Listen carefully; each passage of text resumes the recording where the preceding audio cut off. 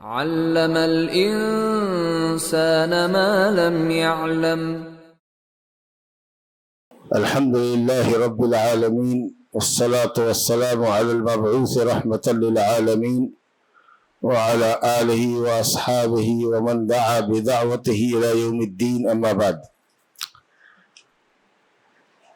عن عمرو بن سلمة قال قال أبي جئتكم من عند النبي صلى الله عليه وسلم حقا قال فإذا حضرت الصلاة فليؤذن أحدكم وليؤمكم أكثركم قرآنا قال فنظروا فلم يكن أحد أكثر قرآنا مني فقدموني وأنا ابن 6 أو 7 سنين. رواه البخاري وأبو داود والنسائی. امامت کا اہل کون ہے اس کا ذکر اس حدیث کے اندر ہے. حضرت عمرو بن سلمہ رضی اللہ عنہ کہتے ہیں کہ میرے والد نے کہا کہ میں تم لوگوں کے پاس نبی صلی اللہ علیہ وسلم کے پاس سے یقینی طور پر آ رہا ہوں، یا یہ ہے کہ وہ رسول حق ہے. میں نے جو ان کو دیکھا ہے، قریب سے سمجھا ہے، اور ان کے اخلاق قریبانہ سے جو میرا واسطہ پڑا ہے،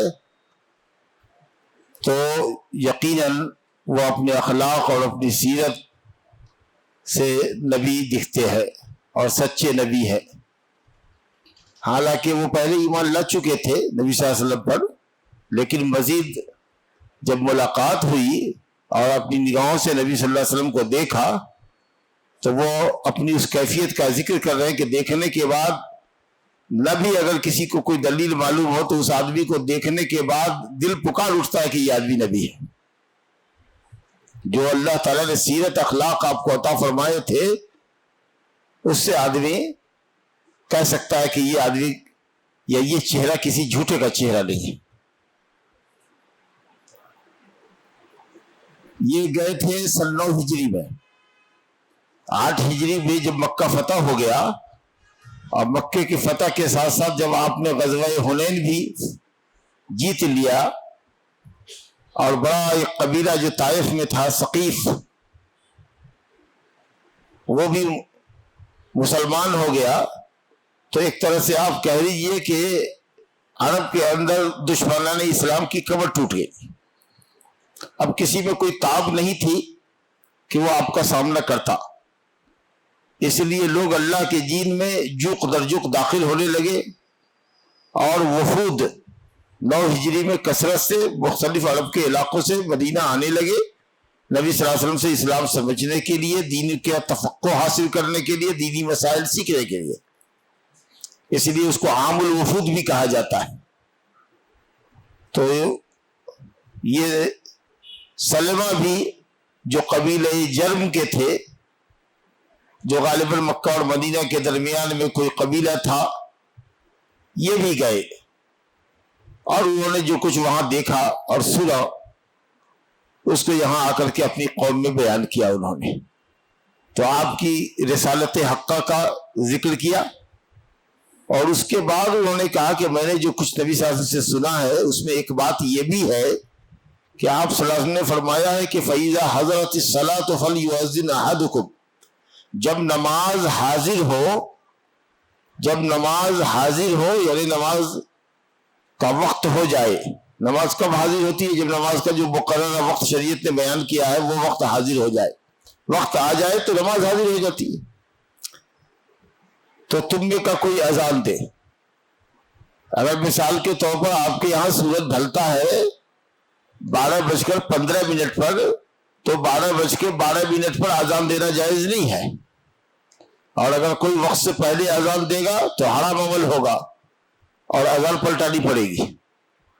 ایک تو یہ صورت ہوگی. دوسرے یہ کہ وہ لوگوں کے ساتھ خیانت کرنے والا بھی ہوگا. بہت سارے لوگ مریض ہوتے ہیں، گھروں کے اندر بیمار ہوتے ہیں، عورتیں ہوتی ہیں، وہ اذان کے انتظار میں ہوتی ہے. جیسے مؤذن نے اللہ اکبر کہا وہ تیاری کر لیتے ہیں اذان کی، نماز کی، پہلے سے باوضو ہوتے ہیں کہ فوراً نماز سے فارغ ہو جائے اور پھر کام میں لگ جائے. عورتیں ہوتی ہیں گھروں میں تیار، اور اب آپ نے اذان دے دی وقت سے پہلے اور اس نے نماز پڑھ لی تو اس کی تو نماز ہو گئی وقت سے پہلے، تو جائز تو ہوئی نہیں.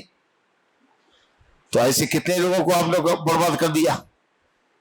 اسی طریقے سے 2 منٹ پہلے آپ نے مغرب کی اذان دے دی مثال کے طور پر, گھڑی کی سوئیاں آپ کی ٹھیک نہیں ہیں, گھڑی ملا کر نہیں رکھے ہوئے, سب کے روزے کو آپ نے خراب کر دیا, گناہ کس کو جائے گا؟ آپ کو جائے گا. تو اس لیے گھڑی ایک دم صحیح ہونی چاہیے اور وقت کو پورا ہونے دیجئے, پورا ہونے دیجئے اذان دینے میں.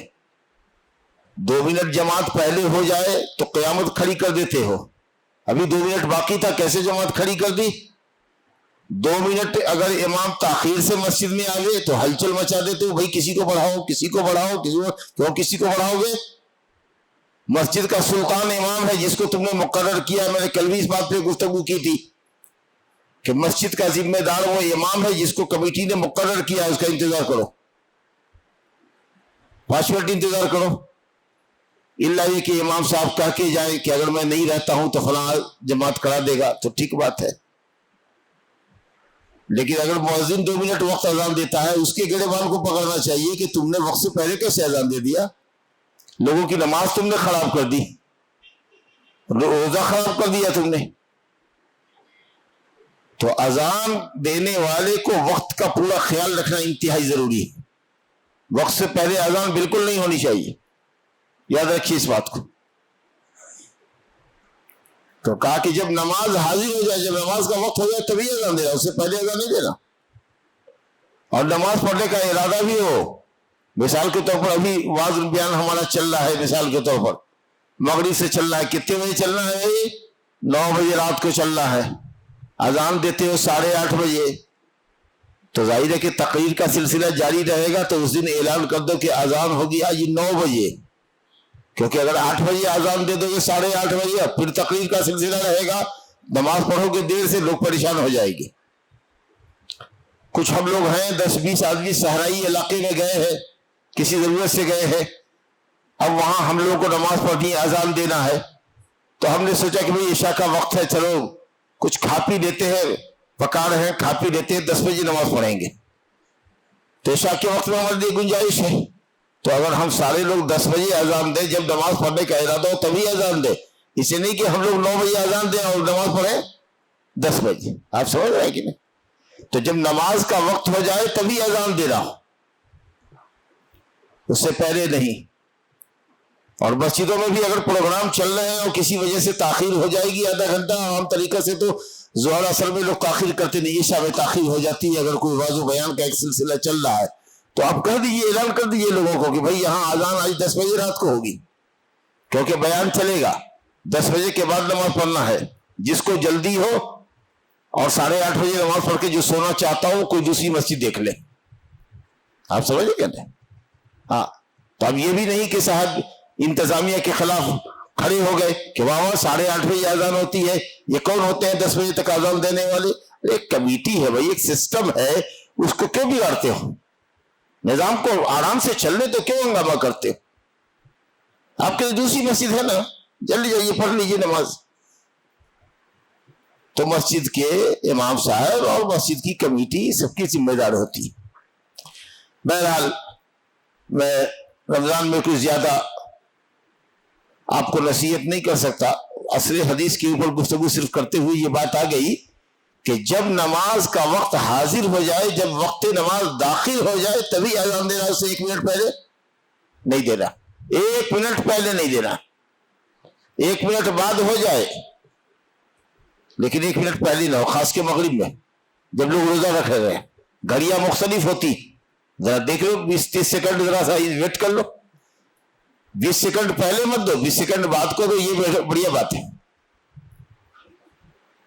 لیکن وقت سے پہلے اذان نہیں دینا. ایک تو یہ بات سن لیا, اور فرمایا وَلْيَؤُمَّكُمْ, اور یہ آپ نے فرمایا ہے, نبی صلی اللہ علیہ وسلم نے فرمایا, سلمہ جو ہے جرمی وہ کہہ رہے ہیں کہ وَلْيَؤُمَّكُمْ أَكْثَرُكُمْ قُرْآنًا, اور تمہاری امامت وہ کرے جو تم میں کا سب سے زیادہ قرآن پڑھنا جانتا ہو, جس کو قرآن زیادہ یاد ہو اور صحیح پڑھنا آتا ہو, مخارج کی ادائیگی کے ساتھ متقن ہو, کون لفظ کہاں سے نکلے گا صحیح طریقے سے ادا کرتا ہو, اس کو امامت کا اہل بناؤ.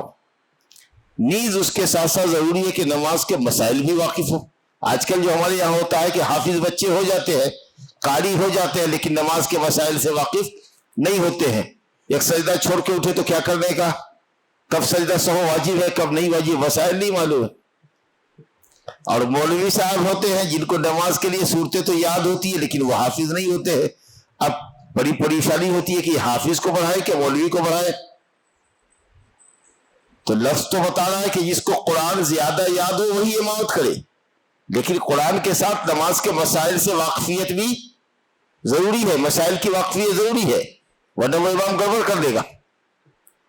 और अगर मसाइल की वाकफियत ना हो और कुरान उसको बहुत याद है लेकिन उसके मुकाबले में किसी को हस्ब जरूरत ही याद है लेकिन मसाइल भरपूर उसको मालूम है नमाज के, तो इमामत करेगा वो आदमी जिसको कब याद है।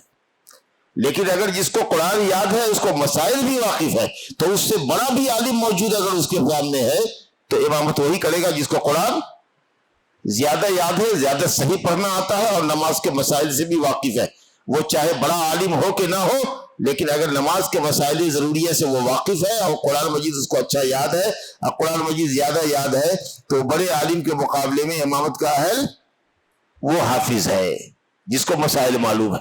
असल में ये बात इसलिए कही जा रही है कि सहाबे किराम का जो जमाना था उसमें जो कुरान मजीद का जितना ज्यादा हाफिज होता था उतना ज्यादा आलिम भी होता था, क्योंकि वो कुरान भी सीखता था और अमल भी सीखता था, इल्म भी सीखता था। वो कहते कि नबी सल्लल्लाहु अलैहि वसल्लम से जब 10 आयत का इल्म ले लेते, जब 10 आयत याद कर लेते, उसका इल्म ले लेते, उस पर अमल कर लेते, तब दूसरी 10 आयत का इल्म लेते।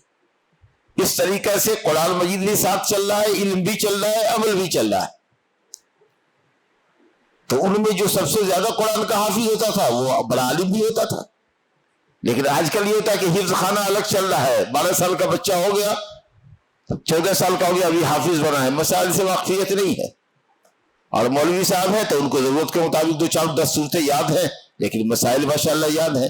तो ऐसी सूरत में जो हमारे यहाँ ये जो फजवा पाया जा रहा है, ये जो गैप पाया जा रहा है, इसकी वजह से ये तफसीर करने की जरूरत पेश आई कि अगर हाफिज कुरान हो या कुरान का ज्यादा याद करने वाला शख्स हो और उसको जरूरी हद तक नमाज के मसाइल से वाकफियत हो तो वो कम याद कुरान याद किए हुए आलिम के मुकाबले में इमामत का ज्यादा अहल है, चाहे वो छोटी ही उम्र का क्यों ना हो। हम लोग का मिजाज ये कि देखो भाई बड़ा आदमी होना चाहिए, बड़ी उम्र का आदमी इमामत करे। अरे ये 7 साल का, 8 साल का, 9 साल का बच्चा है, आप मान लीजिए कि आप सब में तलाश करें और सबसे ज्यादा कुरान इसी को मालूम है, याद है, और इसको नमाज पढ़ाने का तरीका भी आता है, इसको मसाइल भी मालूम है। तो ये जो 9 साल 10 साल का बच्चा है ये हम बूढ़ों की इमामत करेगा, क्योंकि हमारे पास उतना कुरान याद नहीं है और मसाइल से भी वो वाकिफ है। चुनांचे ये अब अमर इब्ने सलेमा कहते हैं, वालिद के हवाले से तो बात उन्होंने की कि मेरे वालिद गए, नबी साहब को देख के आए, अपना ओपिनियन जाहिर किया और उसके बाद कहा कि अजान, नबी साहब ने फरमाया कि जब नमाज का वक्त दाखिल हो जाए तभी अजान देना, उससे पहले नहीं अजान देना। और तुम में का जो ज्यादा कुरान जानता हो, कुरान याद हो, वो इमामत करेगा। अजान के लिए बहुत मसला जानने की जरूरत नहीं है, वक्त का सिर्फ लिहाज रख के जाके अजान दे दे, उसमें कौन मसला मसाइल की वाकफियत की जरूरत है। अजान की कलिमात सही सही याद होने चाहिए, ठीक है, लेकिन इमामत में कुरान पढ़ा जाता है, मसाइल है, तो इसलिए इमाम का ओहदा बड़ा ओहदा होता है। वल यउम्मुकुम अक्सरुकुम कुराना। कहते हैं अमर इब्ने सलेमा कि जब लोगों ने देखा, गौर किया, परखा, किसको याद है, किसको कुरान याद है, तुमको कितना याद है, तो हमको तो 2 ही सूरत याद है, इन्ना अतैना और कुल हु अल्लाह बस। और आपको भाई हमको 2 सूरत और छोटी छोटी याद है। और किसको क्या याद है भाई, तो सब खामोश है। इसी अंदाज में 2-4 सूरत याद है। इस लड़के ने कहा कि मैं 30वां पारा का हाफिज हूँ, पूरा 1 पारा मुझको याद है भाई, किसी और को याद है 1 पारा से ज्यादा नहीं, कोई को किसी को याद नहीं, इसी को याद है। मालूम है कि सबसे ज्यादा कुरान पढ़ने वाला ये है, और नमाज पढ़ाने का मसला भी इसको सबसे ज्यादा मालूम है, समझा कि नहीं, या जरूरत की हद तक मालूम है, यही इमामत करेगा। कहते हैं कि जब पूरे कबीले में लोगों ने तलाशा और देखा तो अमर इब्ने सलमा कहते हैं कि मुझसे ज्यादा कुरान मजीद का पढ़ने वाला कोई न था, तो कद्दमूनी, मुझे ही इमामत के लिए उन्होंने बनाया, जबकि मेरी उम्र 6 साल या सिर्फ 7 साल थी। 6 साल और 7 साल का बच्चा है, नाबालिग बच्चा है, आप समझ रहे हैं, और वो पूरी कौम की इमामत कर रहा है, तमाम फराइज पढ़ा रहा है, वो इमामत कर रहा है। नमाज के मसाइल वाकफियत थी। سے واقفیت تھی. اصل میں ہوتا کیا تھا کہ یہ جو قبیلہ تھا قبیلہ جرم، اس میں اس قبیلے کے پاس پانی کا چشمہ تھا، پانی کا گھاٹ تھا، وہاں پانی کا ایک حوض تھا. تو جو لوگ نبی صلی اللہ علیہ وسلم کے پاس جایا کرتے تھے اور مدینے سے لوٹتے تھے اس راستے سے، وہ سب پانی دیکھ کر کے وہاں ٹھہرتے تھے. دن بھر رہے، ایک دن رہے، ایک رات رہے، کھانا پینا کھایا پکایا.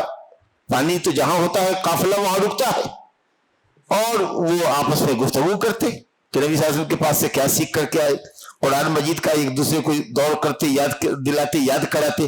یہ جو چھوٹا بچہ ہے جا کر کے وہاں پر بیٹھ جاتا، شوق والا تھا، علم کا شوق تھا، یہ جا کر کے بیٹھ جاتا تھا. اب لوگوں سے سنتے سنتے سنتے سنتے یاد کرتے کرتے اس کو سب سے زیادہ قرآن یاد ہو گیا، جس کے محلے والوں کو یاد نہیں تھا. یہ معاملہ تھا. تو جب لوگوں نے دیکھا، غور کیا، پرکھا، تو مجھے ہی سب سے زیادہ قرآن مجید کا حافظ پایا، پڑھنے والا پایا. لہٰذا یہ ہے کہ میں امامت کرتا تھا. ایک دفعہ اتفاق سے کسی عورت کی نظر پڑ گئی، جو سجدہ سے جو امام صاحب اٹھ رہے تھے، تو ران کا یہ زانو کا جو اوپری حصہ ہوتا ہے، ہپ والا حصہ، وہ کھل گیا. ان کا کرتا چھوٹا تھا، سمجھا کہ نیچے کچھ کچھیا پینٹ پہنے رہے ہوں گے، سمجھا کہ جانگیاں وغیرہ نہیں ہوگی، پاجامہ بھی بیچارے کو نہیں تھا، کرتا بھی چھوٹا تھا. تو جب اٹھنے لگے تو زانو کے اوپر کا حصہ دکھ گیا کسی عورت کو. تو اس نے مردوں سے کہا، اپنے گھر کے مردوں سے کہا کہ بھئی امام صاحب کی کم سے کم سرین تو ڈھکو، ان کی چوتر تو ڈھکو، کھلی ہوئی رہتی ہے. سمجھا کہ نہیں؟ وہ تمہاری امامت کرتا، دیکھتے نہیں کتنا چھوٹا کپڑا پہن کر کے امامت کرتا ہے، بیچارہ غریب بچہ ہے. تب لوگوں نے اس کو کپڑے نئے سلوا کر کے لمبے دیے. تو وہ کہتا ہے، چھوٹا بچہ ہے، کہتا ہے کہ مجھ کو اتنی خوشی ہوئی نیا کپڑا دیکھ کر کے، اس دن کی اتنی خوشی کبھی نہیں مجھ کو ہوئی تھی. چھوٹے بچے کپڑا پا کر خوش ہوتے. تو یہ معاملہ تھا. تو اس سے معلوم یہ ہوا کہ جو کرائٹیریا ہے امامت کرنے کی، وہ ہے کہ قرآن مجید سب سے زیادہ جس کو یاد ہو اور سب سے صحیح پڑھنا جانتا ہو، اور مسائل نماز سے ضروری حد تک اس کو واقفیت ہو، وہ امامت کا بڑے عالم کے مقابلے میں زیادہ حقدار ہے. ٹھیک ہے. دوسری بات یہ سمجھ میں آئی کہ صاحب چھوٹا بچہ جس پر ابھی جماعت فرض نہیں ہے اور اس کی نماز ابھی نفل ہی ہو رہی ہے، اس کے پیچھے قوم فرض پڑھ رہی ہے، سمجھا کہ نہیں؟ تو نفل پڑھنے والے کے پیچھے فرض پڑھنے والا پڑھ سکتا ہے. کچھ لوگ کہتے ہیں کہ نہیں، تراویح تو چھوٹا بچہ پڑھا سکتا ہے، لیکن فرض نماز کہیں گے نہیں، کیونکہ فرض کی نیت اقوا ہے، زیادہ قوی تر ہے. نفل کی نیت اضعف ہے، کمزور ہوتی ہے نفل کی نیت. ارے فرض نماز بڑی نماز ہے نا بھائی، اہم نماز ہے، وہ فرض ہے، تو اس کی نیت زیادہ قوی ہے، نفل کمزور ہے. تو نفل پڑھنے والے کے پیچھے اپن کیوں فرض پڑھتے؟ سمجھا کہ نہیں؟ اس لیے فرض نہیں پڑھ سکتے، ہاں نفل پڑھ سکتے. بلا وجہ کی بات کر رہے ہیں آپ. یہاں تو پوری قوم نماز پڑھ رہی ہے، پوری قوم فرض نماز پڑھ رہی ہے. سفر میں، حضر میں یہ کہتے تھے کہ میں ہی اپنی قوم کا امام تھا. تو یہ جو منطق لگا رہے ہیں آپ کہ فرض نہیں پڑھ سکتے اور نفل پڑھ سکتے، اور فرض والے کی نیت زیادہ مضبوط ہوتی ہے اور نفل والے کی کمزور ہوتی ہے، تو امام کمزور نیت کا ہے، نفل پڑھ رہا ہے، اور ہم فرض پڑھ رہے، ہماری نیت مضبوط ہے، اس لیے ہم ان کی اقتداء نہیں کریں گے. سب بکواس، فضول کی بات. سمجھا؟ یہ منطق اور یہ قیاس حدیث کے سامنے مت لگائیے. جس کے پیچھے نفل ہو جائے گی آپ کی صحیح، جس کے پیچھے تراویح آپ کی صحیح ہو جائے گی، اسی کے پیچھے آپ کی فرض بھی صحیح ہو جائے گی. بس اہلیت ہونی چاہیے، نماز کی واقفیت ہونی چاہیے. تو اس طریقے سے صحابہ کرام کے یہاں بچوں کی تربیت ہوا کرتی تھی. تو یہ ایک واقعہ اپنی نوعیت کا عجیب و غریب ہے کہ 7 سال کا بچہ ہے، 6 سال 7 سال کا، اور وہ پوری قوم میں سب سے زیادہ قرآن مجید کا حافظ ہے اور صحیح پڑھنے آتا ہے اور مسائل نماز سے بھی وہ واقف ہے. لہذا وہ قوم کی امامت کرتا رہا. اور حدیث کا بخاری شریف کی حدیث ہے. دوسری حدیث دیکھیے، اس میں بھی سلسلے وار امامت کا کرائٹیریا بتایا گیا. یہ نہیں تو یہ نہیں تو یہ نہیں تو یہ، کہیں تو جا کر کے فیصلہ ہوگا. ابو مسعود رضی اللہ عنہ کی حدیث ہے. ابو مسعود انصاری بدری صحابی ہے، کہتے ہیں کہ قال رسول اللہ صلی اللہ علیہ وسلم یؤم القوم اقرأهم لکتاب اللہ. قوم کی امامت وہ کرے جو سب سے زیادہ قوم میں قرآن مجید کا قاری ہو. بات وہی ہوئی، جو قرآن مجید کا حافظ ہو، قاری بنے حافظ ہو، اور قرآن اس کو صحیح سے پڑھنا آتا، صحیح مخارج کے ساتھ، صحیح تلفظ کے ساتھ پڑھتا ہو. وہ امامت کا اہل ہے، بشرطے کہ نماز کے مسائل سے واقف ہو۔ اگر قرأت میں سب برابر ہیں تقریباً اب کہاں ایک ایک آیت پوچھیں گے، 2-4 آیتوں کا آگے پیچھے ہو سکتا ہے حافظوں کے اندر۔ مثال کے طور پر یہاں 4 حافظ مل گئے ہم کو، چاروں ماشاءاللہ اچھا ہی پڑھتے ہیں، سب کی قرأت ٹھیک ہے، تو اب فیصلہ کیسے کریں گے؟ دیکھیں گے کہ ان میں سنت کا عالم کون ہے، حدیث سب سے زیادہ کس کو معلوم ہے، مسائل کس کو یاد ہے۔ سنت کا علم مطلب مسائل کا علم کس کو ہے، اور کون مسائل مراد ہے؟ نماز کے۔ ایک آدمی ہے اس کو بے کے وضو کے مسائل بہت معلوم، روزے کے مسائل بہت جانتا ہے، لیکن نماز کا مسئلہ نہیں جانتا ہٹو ٹماٹو۔ ایک آدمی ہے کہ نماز کے مسائل بہت جانتا ہے، کیونکہ وہ سوچ رہا ہے کہ ہم امامت کریں تو ہم کو جاننا چاہیے، لیکن روزے اور حج کے مسائل نہیں جانتا ہے۔ لیکن نماز کے مسائل میں چاروں حافظوں میں سب سے زیادہ وہ جانتا ہے، تو جو نماز کے مسائل کو جانتا ہو اس کی امامت ہوگی۔ ہم کو اس وقت نماز کے مسائل کے جاننے والا حافظ چاہیے، روزہ اور حج پڑھانے والا حافظ نہیں چاہیے ابھی۔ تو آپ کو سنت کا علم زیادہ ہو تو وہاں جا کے فیصلہ ہوگا کس بات میں؟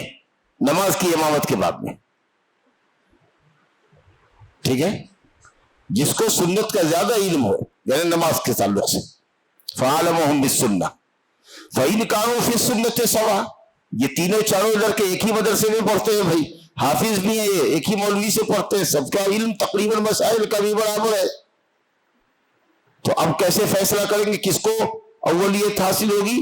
تو کہا کہ فَأَقْدَمُهُمْ ہجرتاً۔ دیکھو ہجرت کس نے کیا ہے، پرانا ہجرت کرنے والا کون ہے، پہلا ہجرت کرنے والا کون ہے؟ اب یہ پتہ کیسے چلے گا؟ یہ نبی کے زمانے میں تھا معاملہ کہ مدینے میں لوگ ہجرت کر کے آئے، تو مدینے کے جو لوگ تھے وہ تو انصار کہلائے، اور جو مکے سے اور دوسری جگہوں سے جو آئے وہ ہجرت کر کے مہاجر آئے۔ اور مان لو کہ 4 حافظ 4 مولوی مہاجروں میں ہی ملا، مثال کے طور پر انصار میں کوئی مقابلے کا نہیں ملا، اب یہ چاروں حافظ صاحب 4 مولوی صاحب مہاجر ہیں، تو اب فیصلہ کیسے ہوگا؟ دیکھیں گے کہ اس چاروں میں سب سے پہلے ہجرت کس نے کی، مدینہ میں پہلے کون آیا،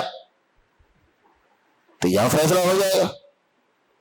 جائے ہجرت میں جو لوگ مہاجر کی حیثیت سے موجود ہے ان کے درمیان یہ دیکھنا پڑے گا کہ ہجرت پہلے کس نے کی ہے۔ اب وہ بات تو اب اس وقت تو ممکن نہیں، پائی نہیں جا سکتی۔ چلو معلوم ہوا کہ چاروں بچے جن کی بات ہم کر رہے ہیں یہ چاروں کے چاروں ایک ہی دن آئے تھے مدینے میں، ایک ہی ساتھ داخل ہوئے تھے، لا حول ولا قوت الا باللہ۔ تو قرآن مجید یاد کرنے میں بھی برابر، مسئلہ مسائل جاننے میں بھی برابر، نماز کے مسائل۔ تیسری چیز ہجرت میں، جائے ہجرت میں آنے کے اعتبار سے تو دیکھتے ہیں کہ سب ساتھ میں آئے۔ تو اب ایک چیز اور آخری ہے جہاں فیصلہ ہو جائے گا، اور وہ ہے کہ مسلمان ہونے میں سبقت کس نے کی۔ اور ایک روایت میں ہے کہ عمر میں کون بڑا ہے، مسلمان پہلے کون ہوا، اور اگر مسلمان سب ساتھی دی ہوا تھا، 15 سال کا والا ابھی 18 سال والا ابھی 17 سال والا ابھی 16 سال کا بھی، چاروں حافظ ایک ہی دن مسلمان بھی ہوا، تو یہ روایت حل کر دے گی سنن، عمر میں دیکھو کوئی بڑا ہوگا، عمر میں کوئی نہ کوئی تو بڑا ہوگا کہ سب اپنی ماں کے پیٹ سے چاروں ایک وقت نہیں پیدا ہوا ہوگا، ارے کوئی تو بڑا ہوگا، تو جو بڑا ہوگا اس کے سر پر امامت کا تاج رکھ دیا جائے گا، چلو بیٹا تم بھی نماز پڑھاؤ۔ تو یہ ترتیب ہوئی کہ سب سے پہلے قرآن مجید کا حافظ و قاری، جس کو زیادہ سب سے زیادہ قرآن یاد ہو، حافظ ضروری نہیں ہے، جس کو زیادہ سب سے زیادہ قرآن یاد ہو، صحیح بھی پڑھنا آتا ہو اور مسائل ضروریہ کا علم بھی ہو نماز کے، تو وہ امامت کرے۔ اگر نہیں وہ سب برابر ہے اس وقت میں، تو دیکھو سنت کا علم سب سے زیادہ کس کو ہے، سنت میں برابر ہے تو دیکھو ہجرت والی اگر جگہ ہے، مہاجرین ہے وہاں موجود، تو ان میں ہجرت کس نے کی ہے، اور اگر وہ بھی نہیں ہو تو مسلمان کون ہوا ہے یا عمر میں بڑا کون ہے، وہاں جا کر کے مسئلہ حل ہوگا۔ اور اس کے بعد بھی بعض فقہا کے یہاں ہے کہ صاحب اگر عمر میں بھی برابر ہو تو کہتا ہے کہ تب دیکھو کہ صاحب سر کس کا بڑا ہے، اس کے بعد دیکھتا ہے کہتا ہے کہ سب کا سر برابر ہے، تو کہتا ہے اس کے بعد دیکھو، تو کہتا ہے سب کی بیوی، جب سب کو جا کے سب کی بیوی کو دیکھو کہ بیوی کس کی خوبصورت ہے، اور اس کے بعد اگر سب کی خوبصورت ہو تو کچھ اور بدتمیزی کی باتیں ہیں، کچھ اور بدتمیزی کی باتیں ہیں، ان کو چھوڑیے، اسے کیا مت کیجیے۔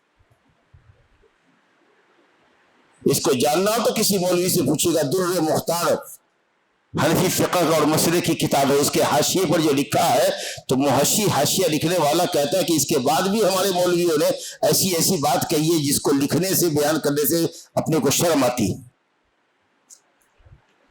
انشاءاللہ یہی فیصلہ ہو جائے گا، حدیث کی روشنی میں فیصلہ ہو جائے گا کہ جو قرآن مجید کے حفظ میں برابر ہے، مسئلے میں برابر ہے، تو انشاءاللہ تعالی عمر میں کوئی بھی اگر 1 گھنٹے، آدھے گھنٹے، 10 منٹ پہلے پیدا ہوا ہوگا تو وہ بعد میں پیدا ہونے والے کے مقابلے میں زیادہ امامت کا اہل ہے۔ اب اس کے بعد حدیث دیکھیے، وَلَا يُؤَمَّنُ الرَّجُلُ الرَّجُلَ فِي سُلْطَانِهِ، ایک آدمی، کوئی بھی آدمی کسی آدمی کی امامت نہ کرے اس کی سلطنت میں۔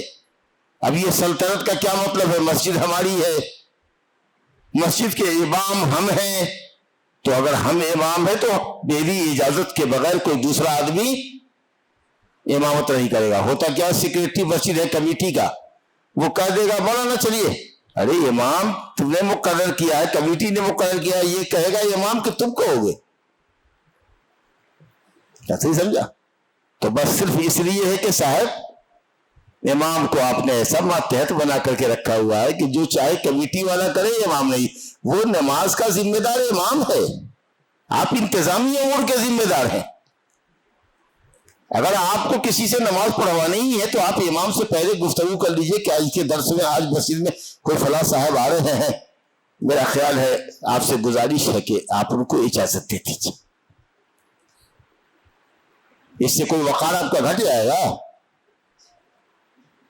اور امام کو بھی چاہیے کہ اگر کوئی بڑا عالم ہے، بڑا امام ہے، حافظ ہے، تو امامت کے لیے چلو عزت اور احترام کرے، لیکن اگر وہ امامت کرنا چاہتا ہے دوسرا نووارد، زائر، وزٹر، تو جب تک مسجد کا امام اجازت نہیں دیتا اس وقت تک اس کو امامت کرنی جائز نہیں ہے۔ وَلَا يُؤَمَّنَ الرَّجُلُ الرَّجُلَ، کوئی کسی کی امامت نہ کرے اس کی سلطنت میں جب تک کہ اس کی اجازت نہ ہو۔ تو اس مسجد پر سلطنت امام کی ہے۔ آپ میرے گھر میں آئے ہیں، اب چلیے دسترخوان لگا رہے ہیں، کھانا لا رہے ہیں، پانی رکھ رہے ہیں، پلیٹا لا رہے ہیں، بچھا رہے ہیں، تو جلدی سے بیٹھ مت جائیے دسترخوان پر، جہاں بیٹھے ہوئے ہیں، جس بستر پر لیٹے ہوئے ہیں لیٹے رہیے یہاں تک کہ گھر والا کہے تشریف لائیے، کھانا لگ چکا ہے آئیے، تب جائیے، ادب ہے۔ حدیث پڑھ رہے ہیں، وَلَا يَقْعُدُ فِي بَيْتِهِ عَلَىٰ تَقْرِمَتِهِ، کوئی کسی کے گھر میں اس کے دسترخوان پر نہ بیٹھے جب تک کہ اس کی اجازت نہ ہو۔ اس نے دسترخوان لگا دیا، افطار لگا دیا، آپ گئے بیٹھ گئے، ہاں اس نے کہا کہ آئیے آئیے میں لاتا جا رہا ہوں، ہو سکتا ہے ابھی سامان لا رہا ہے، کھانے پینے کی سامان لا رہا ہے، ابھی ٹیبل سجا نہیں ہے، تو آپ انتظار کیجئے، الا یہ کہ اگر وہ بے تکلفی ہے، کہا بھئی آ جاؤ بیٹھ جاؤ، جیسے جیسے لا رہا ہوں کھانا شروع کرو، میں لاتا جاتا ہوں، تو اور بات ہے، ورنہ اگر آپ مہمان ہیں کسی کے یہاں تو ادب کا طریقہ یہ ہے کہ مہمان خانے میں بیٹھے رہیے، دسترخوان لگ دے دیجیے، جب دسترخوان لگ جائے، آپ کو بلایا جائے، تب آپ جائیے، کھانا تناول کیجیے، پھر اس کے بعد اٹھیے۔ اسی طریقہ سے کوئی کسی کے بستر پر، آپ ہم سے ملنے کے لیے ہمارے روم میں آئے، ہم اپنے بستر پر ہیں، ہم نے کہا نہیں آپ کو اب میرے بستر پر بیٹھیے، کھڑے رہیے، بغیر ہماری اجازت کے ہمارے بستر پر مت بیٹھیے۔ ہاں کرسیاں خالی بیٹھنے کے لیے تو اس پہ بیٹھ سکتے ہیں، لیکن بستر پر جس پہ خاص طریقہ سے آدمی سوتا ہے اس کے اوپر بغیر اس کی اجازت کے نہ بیٹھیے۔ تو کسی کے گھر میں اس کی بستر پر ہو، کسی کے دسترخوان پر اس کی اجازت کے بغیر، کسی کی مسجد میں اس امام کے بغیر، ہاں امام المسلمین اگر آئے گا تو دوسرے امام کی امامت ختم ہو جائے گی۔ مثال کے طور پر اگر شاہ پہنچ گئے، شاہ سلمان حفظہ اللہ یا ولی عہد محمد بن سلمان حفظہ اللہ، اگر وہ پہنچ گئے تو امامت سب امام کی ختم ہو جائے گی، کیونکہ وہ امام المسلمین پہنچ گیا ہے، سب سے بڑا امام ہے، امام المسلمین ہے۔ تو اس لیے وہاں بہتر یہ ہے کہ جو مساجد کے ائمہ ہیں وہ اپنے امام المسلمین کی تکریم کرتے ہوئے کہیں کہ آپ امامت فرمائیے، تو وہ خود ہی اگر بڑھ گئے تو ٹھیک ہے، نہیں تو کہیں گے نہیں آپ پڑھائیے، آپ پڑھائیے، سمجھا؟ تو الحمدللہ ثم الحمدللہ، تو اس میں آپ کی عزت بھی رہ گئی اور امام المسلمین کی تکریم بھی ہو گئی۔ وہ پڑھائے گا تو پڑھائے گا، لیکن عام طریقہ سے تو یہ لوگ پڑھاتے نہیں ہیں، پیچھے رہتے ہیں اماموں کے پیچھے، خاص کے جب ہر مہینے میں آتے ہیں تو۔ لیکن یہ جان لیجئے کہ اگر امام المسلمین آ گیا تو سب اماموں کا امام ہے، اس کے ہوتے ہوئے اب آپ امام نہیں ہے، امام وہ ہے۔ اگر وہ بغیر اجازت کی جائے تو اس کو اجازت کی ضرورت نہیں ہے، وہ پڑھاوے گا۔ تو اس لیے جو مسجد کا امام ہے اس کو جلدی کرنی چاہیے اور ہوشیاری کرنی چاہیے، عقل مندی کا مظاہرہ کرنا چاہیے کہ خود ہی لپک کر کے کہے کہ حضور آپ نماز پڑھا دیجیے۔ تو اگر وہ پڑھاتے ہیں تو ٹھیک، نہیں پڑھاتے ہیں تو پھر آپ کو اجازت مل رہی ہے ان کی طرف سے تو آپ امامت فرما لیجئے۔ رواہ مسلم، یہ حدیث کہا کی تھی؟ صحیح مسلم کی۔ اور اسی پر اکتفا کرتے ہوئے درس کو ختم کیا جاتا ہے۔ وباللہ التوفیق، وصلی اللہ علی نبینا محمد وآلہ وصحبہ اجمعین۔